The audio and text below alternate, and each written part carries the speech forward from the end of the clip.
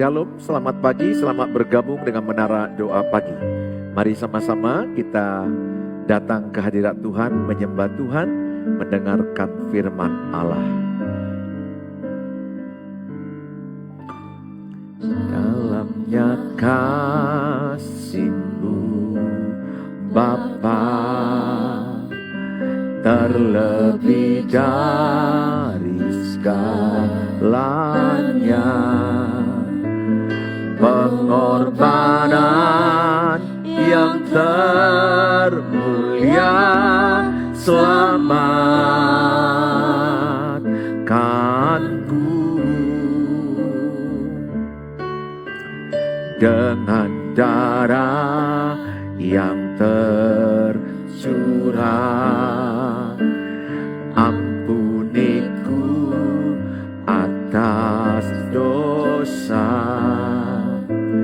ku bersujud kepadamu, oh Yesusku.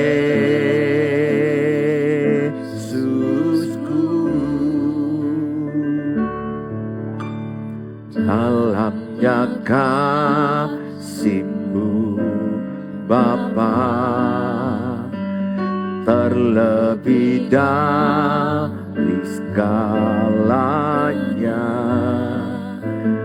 pengorbanan yang termulia selamatkanku dengan darah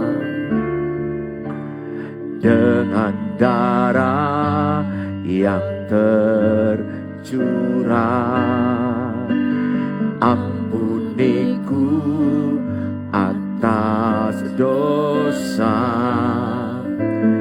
ku bersujud kepadamu,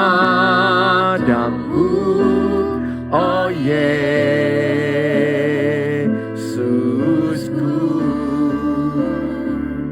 Engkau ku sembah, Kau yang terindah, pulihkanku dengan darah-Mu. Engkau ku sembah, Bapa mulia, seumur hidupku ku mau menyembah-Mu.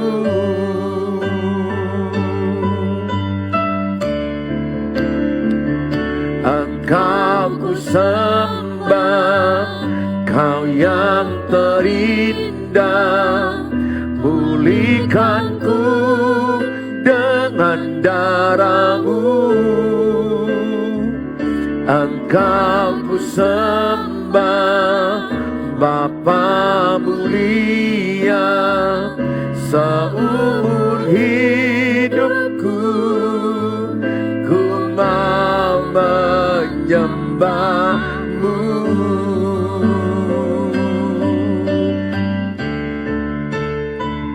Engkau ku sembah, Kau yang terindah, pulihkanku dengan darah-Mu.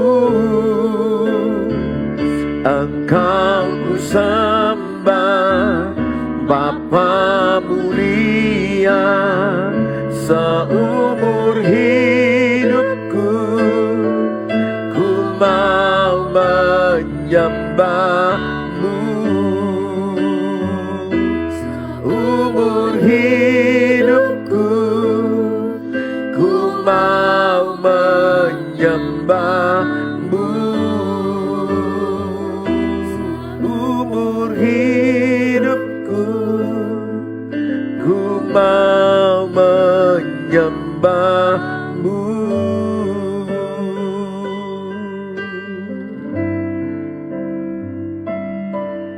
Mari kita mengasihi Tuhan dengan segenap hati kita. Aku mengasihi Engkau Yesus dengan segenap hatiku. Aku mengasihi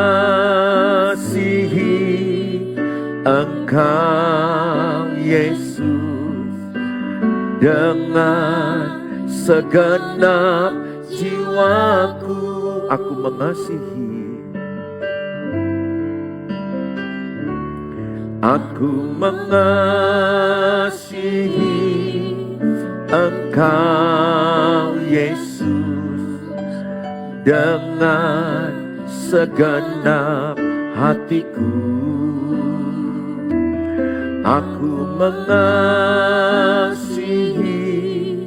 Engkau Yesus dengan segenap jiwaku. Ku renungkan firman-Mu siang dan malam. Ku pegang perintah-Mu dan ku lakukan. Engkau tahu ya Tuhan, tujuan hidupku hanyalah untuk menyenangkan hati-Mu.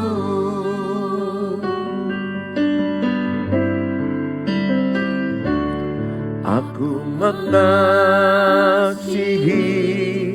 Engkau Yesus dengan segenap hatiku. Aku mengasihi Engkau Yesus dengan segenap jiwaku. Ku renungkan firman-Mu siang dan malam. Ku pegang perintah-Mu dan ku lakukan. Engkau tahu ya Tuhan, tujuan hidupku hanyalah untuk menyenangkan hati-Mu. Ku renungkan, ku renungkan firman-Mu siang dan malam. Ku pegang perintah-Mu dan ku lakukan. Engkau tahu ya Tuhan, tujuan hidupku hanyalah untuk menyenangkan hati-Mu. Ku renungkan, ku renungkan firman-Mu siang dan malam. Ku pegang perintah-Mu dan ku lakukan. Engkau tahu ya Tuhan, tujuan hidupku hanyalah untuk menyenangkan hati-Mu. Hanyalah untuk menyenangkan hati-Mu. Hanyalah untuk menyenangkan hati-Mu.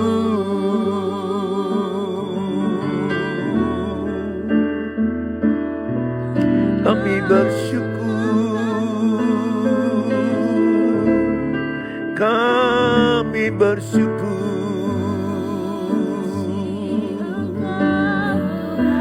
Kami mau menyenangkan hati-Mu. Itulah tujuan kami, menyenangkan hati-Mu, menyenangkan hidup-Mu Tuhan, menyenangkan hati-Mu, memuliakan nama-Mu sepanjang hidupku, menyenangkan-Mu sepanjang napasku, sepanjang jantungku berdenyut adalah memuliakan Engkau, memuliakan nama-Mu Tuhan, meninggikan nama-Mu, mengagungkan Engkau, menyenangkan-Mu.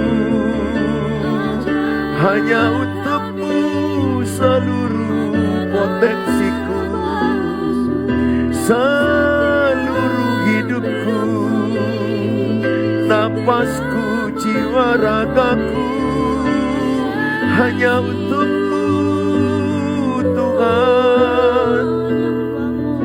Biarlah nama-Mu yang ditinggikan, biarlah nama-Mu yang dimuliakan. Terima kasih Tuhan, kami bersyukur. Engkaulah jawaban di setiap doa kami. Saat kami menyembah, Roh-Mu bekerja.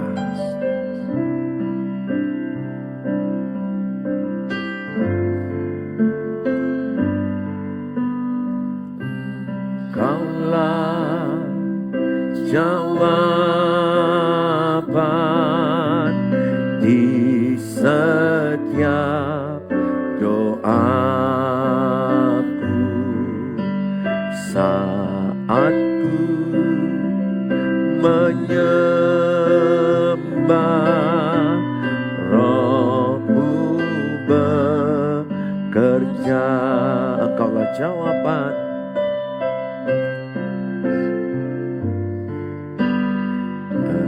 Engkaulah jawaban di setiap doaku saat ku menyembah. Roh-Mu bekerja. Tuhan, ku percaya kuasa-Mu sempurna saat ku berdoa. Kuasa-Mu bekerja. Tuhan, ku percaya. Tuhan, ku percaya kuasa-Mu sempurna saat ku berdoa. Kuasa-Mu bekerja. Jadikan ini doa kita.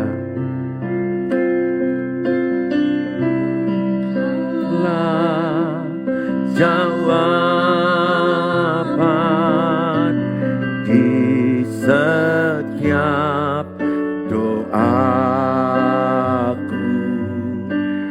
saat ku menyembah. Roh-Mu bekerja.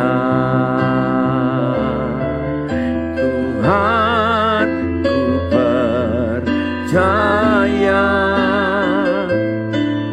kuasa-Mu sempurna saat ku berdoa. Kuasa-Mu bekerja. Tuhan, ku percaya. Tuhan, ku percaya percaya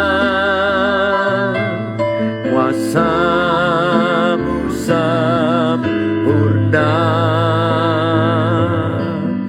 Saat ku berdoa, kuasa-Mu bekerja. Tuhan, ku percaya kuasa-Mu sempurna. Saat ku berdoa, kuasa-Mu bekerja. Tuhan, ku percaya, Tuhan, ku percaya kuasa-Mu sempurna. Saat ku berdoa, kuasa-Mu bekerja. Saat ku berdoa, kuasa-Mu bekerja. Saat ku berdoa, kuasa-Mu bekerja. Terima kasih Bapa, saat kami berdoa, kuasa Tuhan bekerja. Kami percaya Tuhan sedang bekerja, memberkati semua yang menyaksikan tayangan ini. Kapanpun, dimanapun, siapapun mereka yang menyaksikan tayangan ini, terimalah berkat kuasa Tuhan menyertai engkau. Dalam Tuhan Yesus Kristus kami berdoa. Amin. Amin. Saudara, saya memberikan tema hari ini buat kita, prinsip menghindari pertengkaran dalam hal finansial di keluarga. Ya, ada kata di keluarga. Prinsip menghindari pertengkaran dalam hal keuangan, finansial di keluarga. Yang pertama, keterbukaan dan kesepakatan. Penting sekali dalam mengelola keuangan keluarga itu adalah suami istri terbuka dan sepakat. Pemasukan dan pengeluaran disepakati. Yang disepakati pertama itu, saudara lihat di PowerPoint, siapa yang akan mengelola? Siapa yang akan mengelola? Suami atau istri?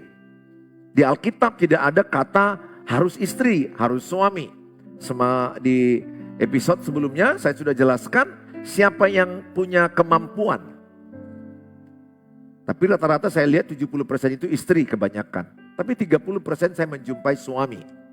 Nggak ada masalah. Artinya mereka mengelola bersama, tetapi pembukuan keuangan itu ada yang dipegang suami, ada yang dipegang istri. Seperti itu. Jadi siapa yang punya potensi, punya kemampuan, punya bakat mengelola keuangan. Jadi saya ingatkan harus ada pembukuan keuangan. Ingat Lukas 16 ayat 10.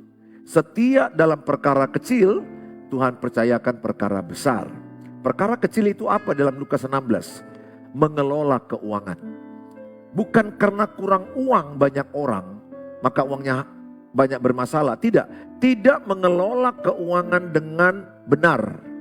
Itu yang menyebabkan banyak orang mengalami kehancuran dalam keuangan. Masalah keuangan ini 70% dalam rumah tangga.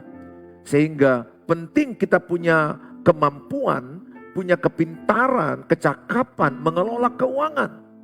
Sedini mungkin.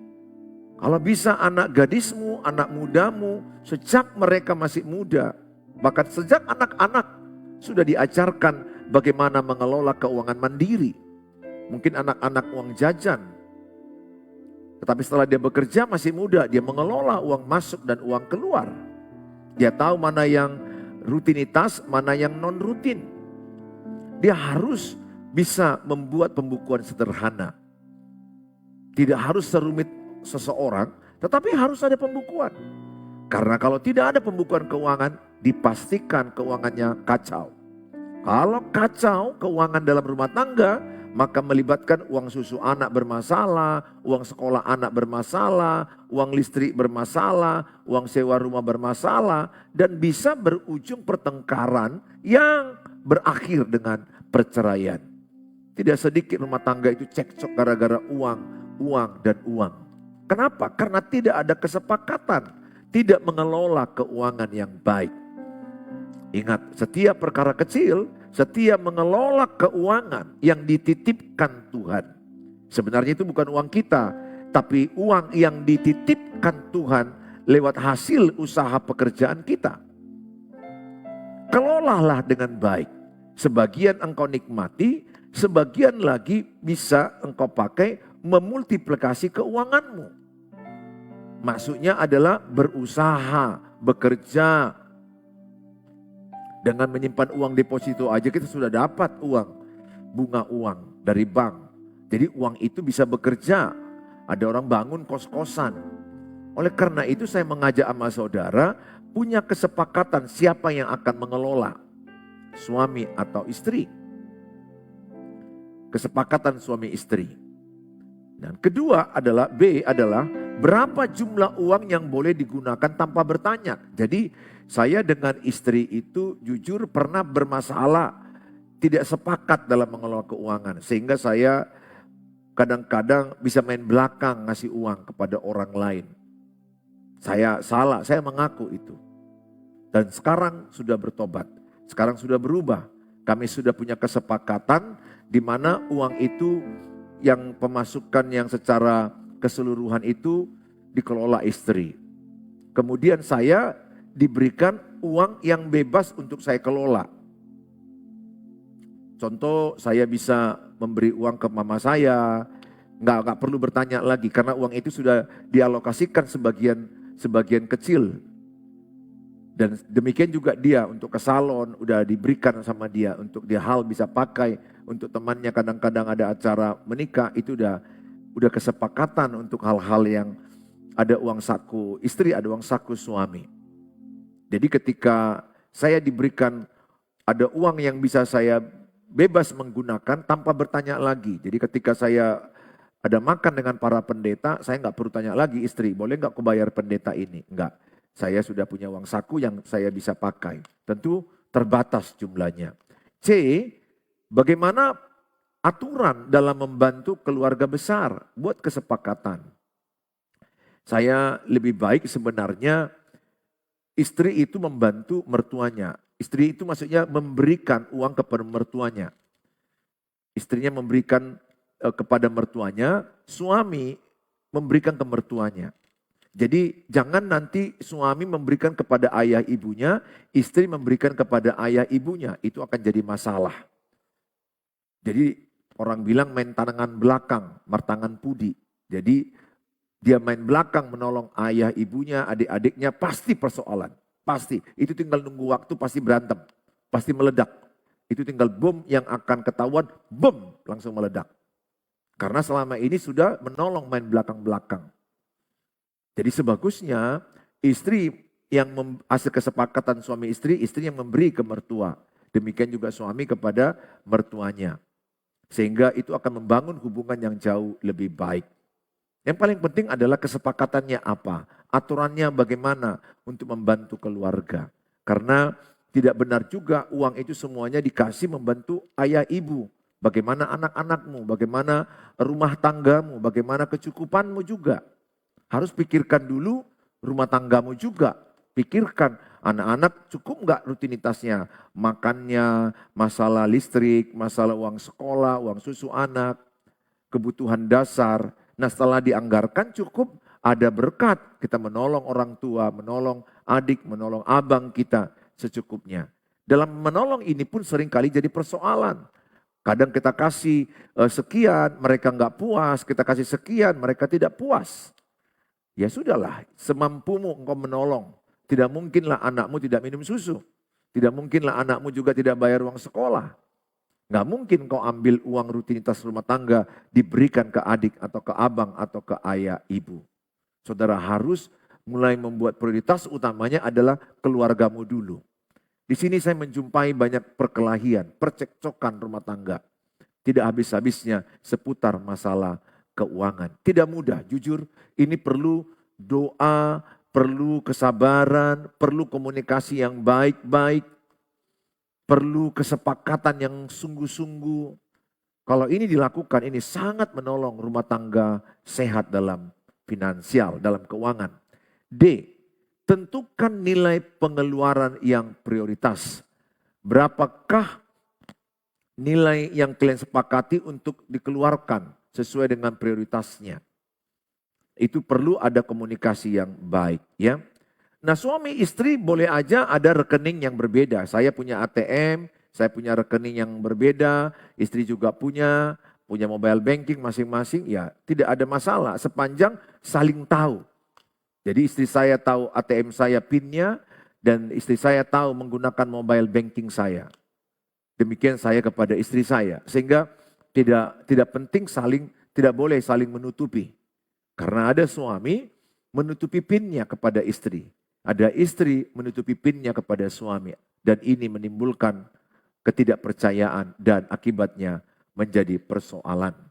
Nah saudara, prinsip menghindari pertengkaran dalam hal keuangan. Yang kedua, membuat budget. Buatlah budget, pencatatan sesuai skala prioritas. Prioritas yang pertama, ada itu yang dikatakan penting dan tetap.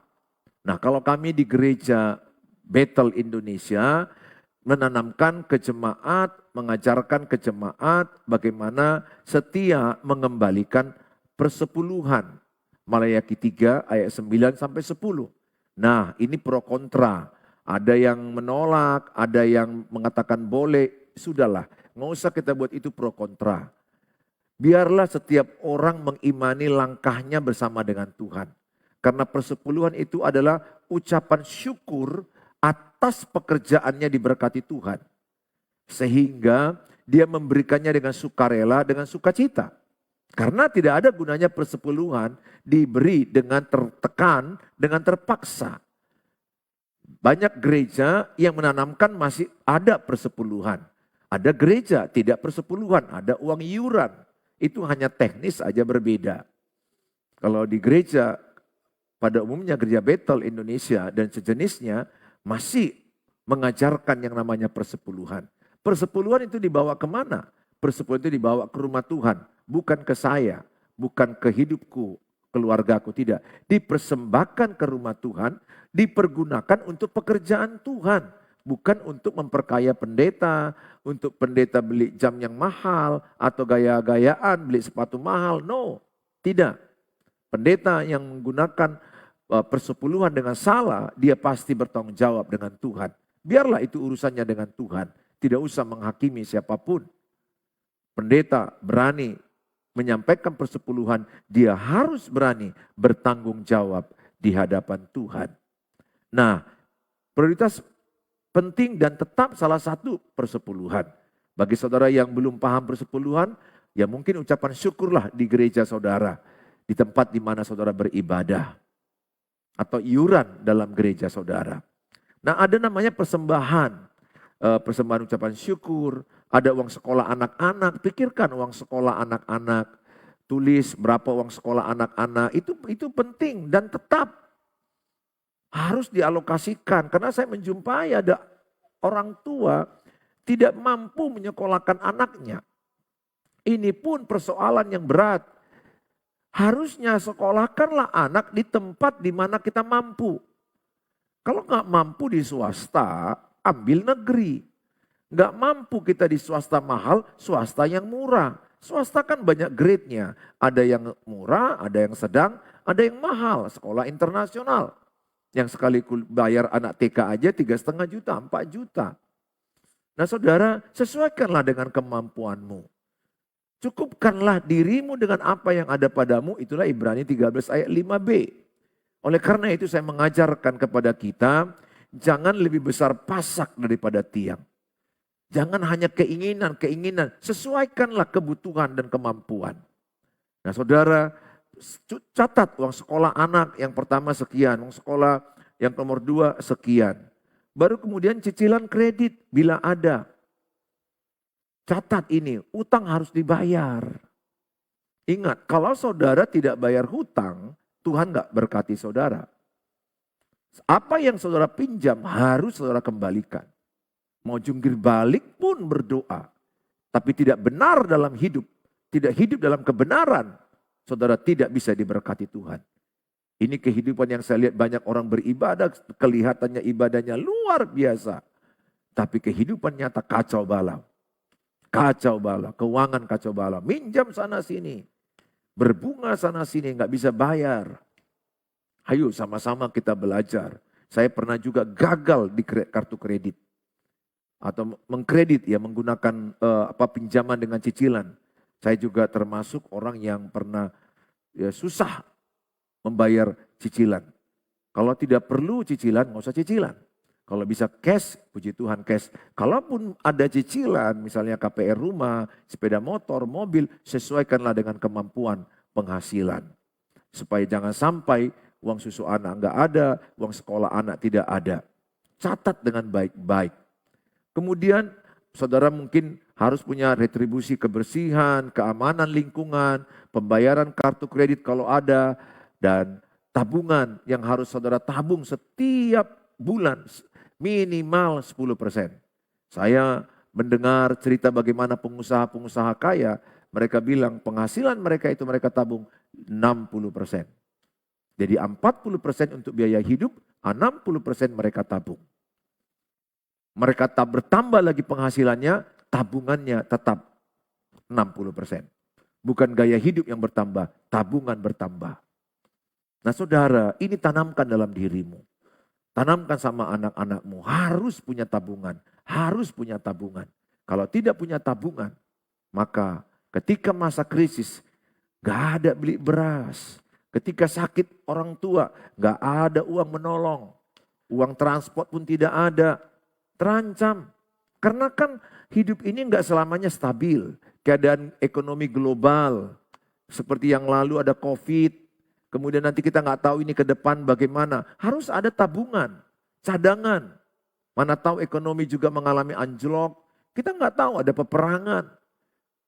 Dan juga tabungan juga menolong. Mana tahu ada orang kepepet butuh uang, kasih rumahnya untuk dijual. Saya mengalami itu beberapa kali. Datang sama saya, minta tolong. Dia yang minta tolong supaya rumahnya dibeli. Ya syukur-syukur masih ada uang sedikit, dan kedua ada mobil yang bisa dijualkan untuk bisa membeli tanah itu dan dicicil. Dia mau karena dia butuh. Jadi penting sekali ada tabungan. Tanamkan sama anak-anak sejak dari TK, SD, SMP, SMA punya tabungan. Saya masih ingat masa kecil itu ada tabungan ayam dari tanah liat. Tapi pulang sekolah kucong kali juga. Kucong kali kemudian ayamnya kubalik-balikkan. Nah itu yang salah ya, pengalaman saya dulu begitu. Tapi pernah satu waktu penuh tabungan itu, kemudian pecahkan ada 2 tabungan penuh, wah senang sekali sampai malam menghitung, uang logam, sampai malamnya pun aku mimpi uang. Karena tabungan itu penuh. Ya itu pengalaman. Penting anak-anak sejak dini menabung. Bapak Ibu separah-parahnya harus menabung 10%. Ingat, jangan lebih besar pasak daripada tiang. Jangan lebih banyak pengeluaran dari pemasukan. Ya, kita harus lebih banyak pemasukan baru pengeluaran. Kalau pemasukan ada 10 juta, maka pengeluaran itu 8 juta. 2 juta bisa simpan. Ya tanamkan, disiplinkan diri saudara. Ya anak-anak gadis ini pun, anak-anak muda ini. Jangan ngopi. Utang, ngopi pun utang sana sini nggak ada. Nggak usah. Ya, boleh ngopi, beli kopi tubruk. Ya, habis minum tubruk. Nah artinya habis minum, kita ya sama aja ngopi. Ini nggak usah mahal-mahal. Ada banyak orang mau ngopi mahal-mahal, tapi tabungannya tidak ada. Orang tua sakit, nggak ada ongkos. Saya udah jumpai orang-orang yang boros seperti itu. Dan akan persoalan dalam hidupnya dan rumah tangganya. Saya berharap saudara yang menyaksikan ini, tanamkan dalam diri saudara, separah-parahnya keuangan, minimal 10% harus ditabung. Kalau bisa 20%, kalau bisa lebih daripada itu. Hemat-hemat menggunakan kehidupan ini. Ingat, biaya hidup itu murah, gaya hidup itu yang mahal. Biaya Natal itu murah, gaya Natal yang mahal. Ya, yang berikutnya adalah penting dan fluktuatif. Ada juga budget itu biaya makan harian, itu kan termasuk susu untuk anak, biaya abonemen listrik, air, telepon, biaya perawatan kendaraan, biaya rekreasi dengan pasangan atau keluarga. Ingat ya, penting rekreasi, penting. Orang luar negeri itu rata-rata rekreasinya 1/6 bulan.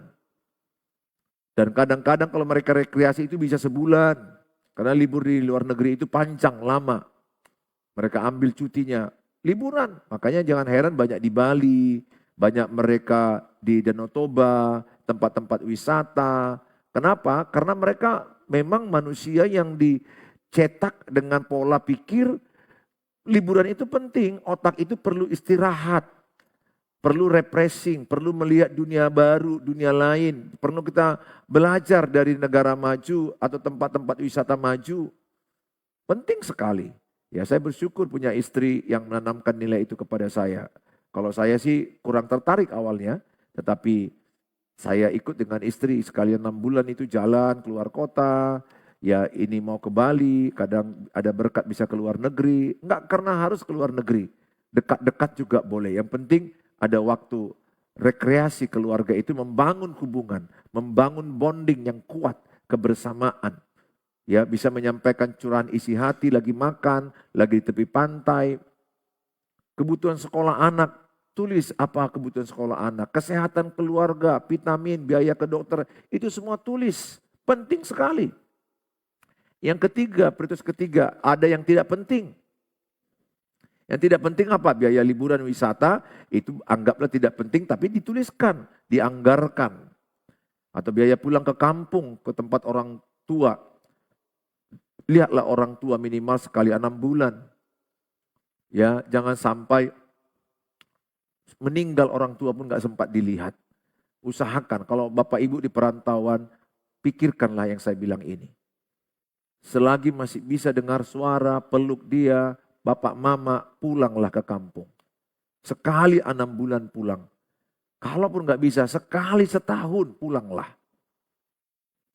Sangat bagus budaya orang Batak ini. Ini budaya orang Batak, Kristen ini kan kalau acara malam tahun baru kan pulang mereka semua. Itu sangat positif. Untuk membangun hubungan, masih dengar suara mama, dengar suara bapak. Kita nggak tahu tahun depan apakah masih didengar atau tidak. Kita nggak tahu mereka masih hidup nggak di masa waktu yang akan datang. Jadi pesan saya, sehebat-hebatnya usahamu di perantauan, tinggalkanlah untuk melihat ayah ibumu yang masih bisa engkau lihat. Adik-adikmu, saudaramu, duduk sama-sama bernyanyi dan kemudian makan bersama, tertawa bersama. Kadang bisa juga nangis bersama. Penting sekali itu. Ya. Tuliskan juga biaya pembelian pakaian, itu penting. Biaya perawatan diri, ya istri ke salon, sesuaikanlah dirimu dengan uangmu. Jangan banyak gaya salon, tapi utang di salon. Biaya pengembangan diri seperti saya ada seminar, saya ikuti seminar hamba Tuhan, bayar sekian, saya bayar sekian. Ada pelatihan, ada kursus. Ya, ada juga mau dituliskan donasi bantuan, bisa saudara anggarkan sekian untuk bantuan, sekian untuk menolong orang lain. Jadi uang yang dititipkan Tuhan ke saya, tidak semuanya untuk saya. Sebagian itu adalah untuk orang lain yang membutuhkan. Orang yang susah yang saya jumpai. Keluarga yang saya tahu susah, semampu saya tolong. Untuk teman, keluarga, relasi yang memerlukan, kadang teman SMA, telepon saya, minta tolong ya, walaupun beda agama tapi kadang dia WA minta tolong supaya ada beli beras, ada beli ini, saya transfer seberapa yang bisa saya transfer. Artinya adalah saya menggunakan uang yang Tuhan titipkan ke saya bukan untuk saya sendiri. Sebagian harus saya persembahkan itu untuk pekerjaan Tuhan, sebagian lagi untuk menolong sesama. Nah saudara, budget harus disepakati, dicatat, dievaluasi. Lebih baguslah energi pasangan suami istri habis 15 menit satu hari. 15 menit jangan tidur ibu. Kalau ibu yang mengelola atau bapak yang mengelola jangan tidur dulu. Tutup dulu hari itu dengan keuangan, baru tidur. Daripada bertengkar masalah keuangan. Lebih habis energi kita bertengkar suami istri. Gara-gara kau. Pendapatanmu sekian, kau miskin, kau menghabiskan, kau sembrono. Tuduh-tuduhan itu kan lebih menyakitin. Dan kalau bertengkar itu kan energi lebih habis. Lebih bagus gunakanlah 15 menit mencatat. Besok apa yang mau dibeli, apa yang mau direncanakan. Kebutuhan apa, kebutuhan. Jadi semua pengeluaran itu usahakan terencana. Usahakan terencana. Khususnya kebutuhan-kebutuhan yang rutin. Harus saudara rencanakan. Ya. Jadi lebih bagus 15 menit mencatat, mengevaluasi, baru tidur. Daripada besok berantem habis suami istri. Gara-gara masalah kekurangan uang. Stres. Apalagi minjam uang berbunga di sana. Sehingga menumpuk orang datang mengambil tagihan ke rumahmu. Dan engkau takut jadinya. Hidupmu susah karena dirimu sendiri. Ibaratnya engkau menggali lubang untuk kuburanmu sendiri. Ya, orang yang banyak berutang apalagi berbunga 10%, 20%. Itu saya bilang dia sedang membunuh dirinya sendiri. Dia menggali lubang untuk kuburannya sendiri. Kenapa saya bilang begitu? Karena kita nggak bisa tidur malam. Kita ketakutan, terima WA ketakutan, ganti nomor, menghilangkan diri, menghindari orang. Di sana juga ada lagi yang ngejar kita. Coba kalau saya dikejar orang, 10 orang satu hari ngejar saya. Apa nggak stres saya? Satu orang aja ngejar saya, misalnya, mana uang yang kau pinjam itu Pak Gultom? Pulangkan. Satu orang aja udah stres. Tapi kalau sempat ada 3, 5, wow. Itu akan masalah dalam trauma bagi anak-anakmu. Trauma dalam kehidupanmu. Dan menimbulkan sakit penyakit. Cukupkanlah dirimu dengan apa yang ada padamu. Tidak salah mencicil rumah, sepeda motor, atau beli laptop. Sepanjang bisa kita ukur, kita bayar. Di gereja ini juga kami membeli televisi, membeli tayangan LED, cicil. Tapi sudah dianggarkan dia ini. Memang tidak mudah. Kadang-kadang mencicil ini kan jadi ada yang dikorbankan. Tapi nggak dicicil kita nggak bisa beli. Tapi yang dibeli adalah barang-barang yang dibutuhkan. Jadi mencicil sepeda motor bagi orang yang mampu silakan. Mobil yang mampu. Tapi itu kebutuhan. Nggak usah beli mobil yang mewah-mewah. Beli mobil sesuai dengan kebutuhan. Anak-anak nggak kena panas, anak-anak nggak kena hujan. Kalau ada kemampuan agak lebih bagus, silakan. Nah saudara, yang ketiga. Prinsip menghindari pertengkaran dalam hal keuangan di keluarga. Sedapat mungkin, spend less, sedikit yang dihabiskan. Invest more, lebih banyak investasi. Ya, lebih banyak investasi. Saudara kalau investasi membangun rumah kos-kosan seperti kami ada rumah kos-kosan. Sehingga rumah kos-kosan itu menghasilkan uang. Dan harga tanahnya pun akan naik dan akan naik dan akan naik. Itu penting. Kita mulai berbisnis, ada usaha, ada pekerjaan. Bagaimana berusaha kalau nggak ada tabungan? Makanya simpan, tabung. Nggak terasa 3 tahun uang yang ditabung udah 30 juta. 30 juta udah bisa beli, udah bisa bikin usaha. Kedai lontong kecil-kecilan, udah bisa. Apapun kalau kita tabung akan naik dan akan naik dan akan naik. Ya. Nah saudara, tetap hemat dan menabung lebih walau saat mendapatkan pemasukan tambahan. Jadi kalau kemarin pemasukanku 5 juta, kebutuhanku 4 juta, maka ketika pemasukanku 10 juta, maka kebutuhanku tetap 4 juta. Sehingga selebihnya bisa kutabung. Bukan karena pendapatanku naik 10 juta, maka kebutuhanku 10 juta. Habis. Tidak. Tetap gaya hidup sederhana. Spend less, invest more. Ya, miliki gaya hidup low profile, but high profit. Low profile, ya gayamu sederhana, tapi income pendapatanmu meninggi. Jangan mati demi gaya. Prinsip benih dan roti. Jadi kalau kita ada buah mangga, maka ada daging mangganya, itu kita makan. Bijinya itu ditanam, sehingga dia menghasilkan mangga lebih banyak. Maka ketika ada uang saya dapatkan 10 juta sebulan, maka saya bisa pakai 4 juta, 5 juta untuk kebutuhan hidup keluarga, 5 juta bisa saya gunakan untuk menghasilkan uang yang lain dengan cara berusaha. Bisa usaha online, bisa usaha menanam invest kepada pengusaha yang bisa berbagi hasil kepada kita. Nah saudara, yang keempat, biasakan belanja tunai atau pakai kartu debit ATM. Jadi hindari tindakan konsumtif dan terjerumus dalam berbagai promo diskon. Hati-hati ibu-ibu. Ya, bapak-bapak juga. Diskon 50% plus 20% lagi. Atau buy one get one. Hati-hati. Ya, cashback, ada cashbacknya, hati-hati. Itu pancingan-pancingan yang mematikan. Oh, cicilan 0%, nggak ada bunga. Cicilan 0%, hati-hati. Hati-hati promo-promo begini. Kalau barang yang tidak dibutuhkan, jangan ambil.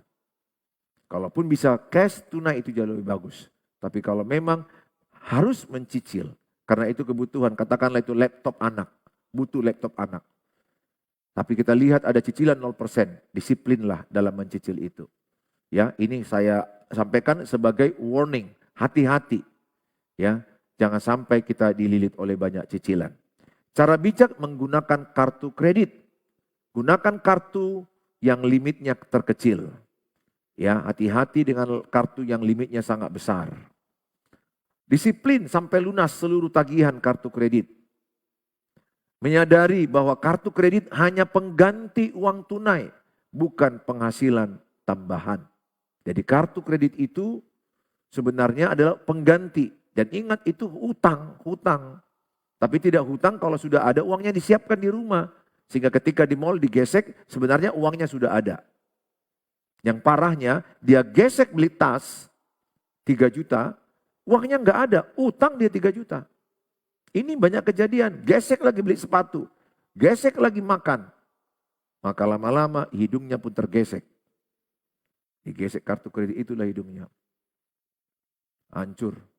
Jangan ya, saya sudah pernah gagal di kartu kredit. Sekarang saya punya kartu kredit dan kami sangat hati-hati dalam menggunakan kartu kredit.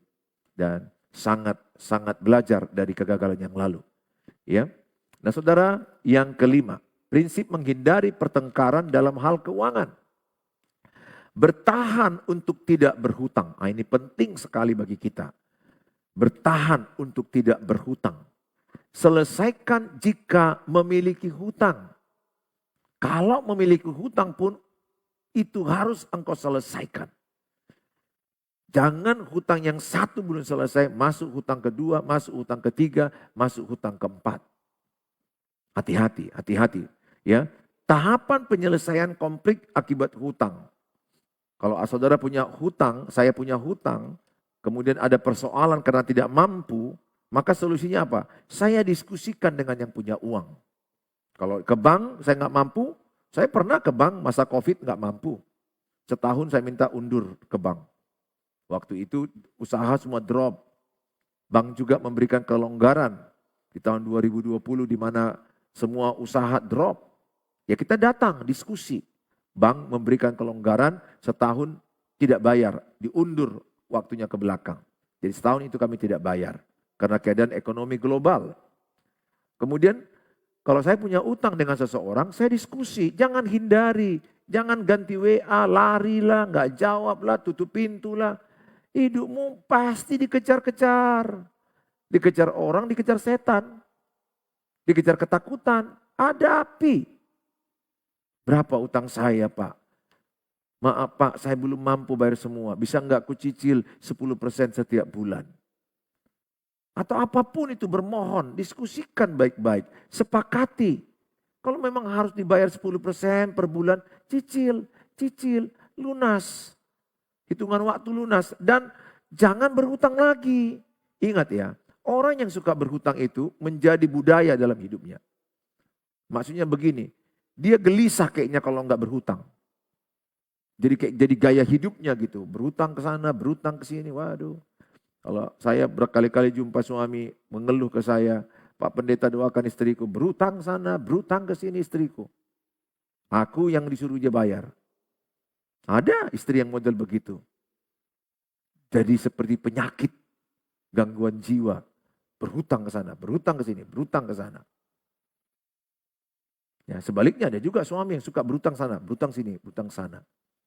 Saya tidak alergi kalau engkau berhutang karena usaha dan disiplin. Satu dulu gitu. Mana tahu gagal. Supaya belajar. Atau bukan berhutang lah, aku bilang meminjam. Meminjam dari bank. Beda berhutang ya. Meminjam dari bank. Meminjam untuk usaha. Ada namanya KUR. Ya. Bisa dipakai yang lebih murah bunganya 6%, 4% dari pemerintah, bank-bank pemerintah. Itu sangat menolong sekali. Gunakan. Kalaupun meminjam uang dari seseorang untuk usaha, disiplinlah. Disiplin, berhati-hati. Jadi saya bukan tentang habis-habisan. Tapi jelas lebih nikmat orang yang hidup tanpa utang. Tapi kalau karena ada usaha yang mau kau kembangkan dari kecil, pinjam duit 10 juta, coba disiplin. Bayar tiap hari, modalnya pisahkan tiap hari, modalnya pisahkan tiap hari, modalkan pisah tiap hari. Sebulan udah terkumpul sekian, setahun selesai. Dan jadi modal sendiri. Nah, yang seperti inilah akan berkembang di kemudian hari. Saudara, inilah yang saya sampaikan bagaimana memiliki keuangan yang sehat dalam berkeluarga. Tuhan Yesus memberkati saudara, jadilah saudara pelaku-pelaku firman Allah. Saya juga mau terus belajar memiliki keuangan yang sehat. Memiliki keuangan yang baik dalam rumah tangga, dalam pribadi, dan keuangan gereja ini juga kami terus belajar update diri. Bagaimana mencukupkan diri dengan kebutuhan. Yang mana kebutuhan gereja terus bertambah. Beli TV lah, beli AC lah, ini itulah banyak sekali. Pengeluaran harus terus saya update diri, belajar dan diskusi dengan tim yang ada. Kita sama-sama belajar. Tuhan Yesus memberkati saudara. Sampai ketemu di waktu yang akan datang. Shalom. Mari kita berdoa. Bapa di sorga dalam nama Tuhan Yesus. Setiap anak-anakmu yang sudah mendengarkan tayangan ini. Biarlah mereka terhindar dari persoalan keuangan dalam keluarga. Biarlah mereka memiliki hikmat, bijaksana, mau belajar tentang keuangan. Keuangan yang sehat dalam rumah tangga. Sehingga mereka suami istri sepakat, transparan. Mereka bisa saling melengkapi satu sama lain. Dan mereka belajar mencukupkan diri dengan apa yang ada. Dan mereka bisa membedakan mana kebutuhan, mana keinginan. Dan mereka mencatat pengeluaran yang rutin, non-rutin. Mereka mencatat pengeluaran dan pemasukan. Dan belajar menabung. Dan belajar mengembalikan persepuluhan. Ucapan syukur ke gereja. Terima kasih Bapak. Berkatilah yang menyaksikan tayangan ini. Biarlah kami terus bangkit dan belajar bagi mereka yang terpuruk dalam masalah keuangan. Mungkin mereka banyak pinjaman. Tolonglah mereka. Biarlah mereka bangkit kembali sebab ada Tuhan Yesus yang menolong mereka. Kami serahkan dalam tangan-Mu Tuhan. Terpujilah Engkau Tuhan. Di dalam nama Tuhan Yesus Kristus kami berdoa dan kami mengucap syukur. Amin. Amin. Shalom. Sampai ketemu di waktu yang akan datang.